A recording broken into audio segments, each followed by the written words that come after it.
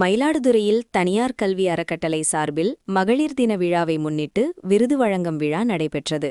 நிறுவனர் விஜயன் தலைமையில் நடைபெற்ற நிகழ்ச்சியில் ஓய்வு பெற்ற துணை ஆட்சியர் மகாலிங்கம், மயிலாடுதுறை மின் பகிர்மான கழகம் நிர்வாக பொறியாளர் ரேணுகா, மயிலாடுதுறை வட்டார போக்குவரத்து மோட்டார் வாகனம் ஆய்வாளர் அபிநயா, குழந்தை நல மருத்துவர் மஞ்சுகேஸ்வரி, சார்நிலை கருவூல அதிகாரி சுமதி கணேசன் சிறப்பு அழைப்பாளர்களாக கலந்து கொண்டனர்.